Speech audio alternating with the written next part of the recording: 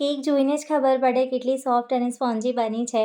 આ કેકને મેં without oven અને વિધાઉટ એની મોલ્ડ બનાવેલી છે બિલકુલ, અને આંધવાના કુકરમાં બનાવેલી છે. આંધવાનું કુકર સહેલાઈથી બધાના ઘરે હોય છે, તો એમાં કેક કઈ રીતે બને ને એ જોઈએ ચલો. તો hello guys, welcome back with mamma and daughter's kitchen. આ રીતનું એક મોટું વાસણ લીધું છે કેક બનાવવા માટે મેં. હવે એમાં 2 વાડકી મેંદો એડ કર્યો છે. મેંદો હંમેશા ચાળીને જ લેવાનો, જેથી કરીને કેક બનાવતી વખતે બેટરમાં કોઈ પણ લમ્સ ના રહે.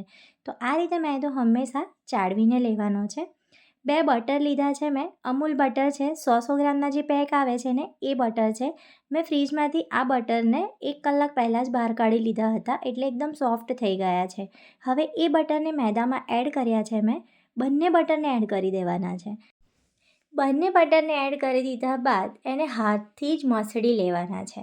જો આ રીતે છે ને તમારે બંને બટરને મસળી લેવાના છે. મસળી એટલે ત્યાં સુધી કે બટર લોટમાં મિક્સ થઈ જાય ને સારી રીતે, ત્યાં સુધી એને મસળવાના છે.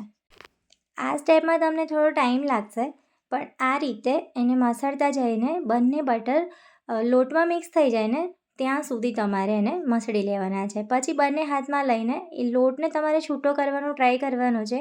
આ એટલા માટે કરવાનું છે કે આગળ આપણે જે પણ સ્ટેપ કરીશું ને એ કરતા વખતે એમાં કોઈ લમ્સ ના રહી જાય. એટલા માટે આ લોટને એકદમ પરફેક્ટ રીતે આ રીતે કરવાનો છે. બેટર લોટમાં સરસ મિક્સ થઈ ગયા છે. હવે જે વાડકીથી મેં મેદાનો લોટ માપીને લીધો હતો ને એ જ વાડકી ભરીને 2 વાડકી મેં સુગર લીધી છે, પાવડર સુગર લીધી છે. હવે આ સુગરને પણ એ લોટમાં સરસ મિક્સ કરી લેવાની છે. હાથથી જ મિક્સ કરવાની છે, જેથી કરીને સરસ રીતે એમાં મિક્સ થઈ જાય. થોડો ટાઈમ લાગશે અને થોડો તમને હાથમાં દુખાવો પણ થશે, પણ તો જ કેક સારી રીતે ખાઈ શકીએ ને, અને તો ટેસ્ટી કેક બનશે. એટલા માટે શાંતિથી આ રીતે હાથનો ઉપયોગથી એને મિક્સ કરવાનું છે. મેં અહીંયા એગ્સનો ઉપયોગ કરેલો છે. 4 એગ્સ લીધા છે. જો તમે ઈચ્છો ને તો આની જગ્યાએ તમે ઘી કે બીજું વધારે બટરનો પણ ઉપયોગ કરી શકો છો. હવે આ એગ્સને આપણે જે લોટ કરીને રાખ્યો છે ને એમાં એડ કરવાના છે. હવે આ બધા એગ્સને આ લોટમાં સરસ રીતે મિક્સ કરવાના છે. વિસ્કર લઈ લેવાનું છે આ રીતનું. તમે ઈચ્છો તો હાથથી પણ કરી શકો છો, પણ અમે અહીંયા વિસ્કરની મદદથી કરી રહ્યા છે. તો વિસ્કરની મદદથી અમે આ રીતે એને લોટમાં મિક્સ કરી દેવાનું છે. જોઈ શકો છો.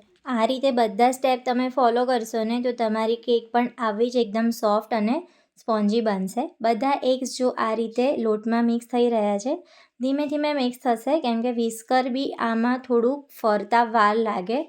પછી આમાં દૂધ એડ કરવાનું છે. દૂધ મેં 1 વાડકી લીધું છે. જે વાડકીથી મેંદો માપ્યો તો આપણે, જે વાડકીથી સુગર માપી હતી એ જ વાડકીથી 1 વાડકી ભરીને આમાં મિલ્ક એડ કર્યું છે. હવે મિલ્કને પણ વિસ્કરની મદદથી લોટમાં મિક્સ કરી લેવાનું છે. મિક્સ એવી રીતે કરવાનું છે કે આ બધું જેટલું પણ મિશ્રણ છે ને બધાનું ટેક્સચર ઇવન થઈ જાય. આ રીતે જે લમ્સ ને બધું દેખાય છે ને એવું ના દેખાવું જોઈએ, ત્યાં સુધી આપણે વિસ્કરની મદદથી એને મિક્સ કરવાનું છે. તો જુઓ થોડું થોડું થવા માંડ્યું છે. હવે આ સ્ટેજ ઉપર મેં મિલ્ક પાવડર એડ કર્યો છે. મિલ્ક પાવડર તમારી પાસે હોય ને તો તમે એડ કરી શકો છો, અને ના હોય ને તો તમે એને સ્કીપ પણ કરી શકો છો. અને જો હોય તમારી પાસે ને તમે એડ કરવા ઈચ્છતા હોય ને તો તમારા ટેસ્ટ અકોર્ડિંગ કે તમને જે પ્રમાણે પસંદ હોય ને મિલ્ક પાવડર એ પ્રમાણે એડ કરી શકો છો. મેં અહીંયા 2 ટેબલ સ્પૂન પાવડર એડ કર્યો છે. હવે આ સ્ટેજ ઉપર એમાં તૂટી ફ્રૂટી એડ કરીશું. કેકમાં તૂટી ફ્રૂટીનો સ્વાદ ખૂબ જ સરસ લાગે છે, એટલે અમે અચૂક એમાં એડ કરીએ જ છીએ કેકમાં તૂટી ફ્રૂટી. તમે ઈચ્છો તો આની જગ્યાએ ડ્રાયફ્રૂટ કે બીજી કોઈ પણ ચોકો ચિપ્સ કે આ તે ગમે તે એડ કરી શકો છો, પણ અમને તૂટી ફ્રૂટીવાળો સ્વાદ પસંદ છે, એટલા માટે અમે તૂટી ફ્રૂટી એડ કરીએ છીએ. હવે એમાં 1 ટેબલ સ્પૂન ભરીને મેં બેકિંગ પાવડર એડ કર્યો છે, એન્ડ 1/4 સ્પૂન મેં બેકિંગ સોડા એડ કર્યો છે.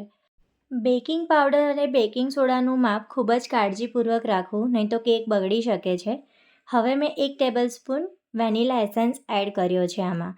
કેકની બધી સામગ્રી એડ થઈ ગઈ છે. હવે વિસ્કરની મદદથી જેટલું બને એટલું આ ખીરાને તમારે ફેટવાનું છે. આ કેકના બેટરની સાઇઝ આનાથી ડબલ થાય ને ત્યાં સુધી તમારે એને ફેટવાનું છે. ફૂલી અને આ ખીરું ડબલ થઈ જશે, વજનમાં હલકું લાગશે તમને, ત્યાં સુધી તમારે ફેટવાનું છે. તમારો હાથ પણ દુખી જશે ફેટતા ફેટતા ત્યાં સુધી. જો તમારી પાસે વિસ્કર હોય તો વિસ્કરથી તમે ફેટી શકો છો. આની જગ્યાએ તમારી પાસે હેન્ડ ગ્રાઇન્ડર હોય ને તો તમે એનાથી પણ કરી શકો છો.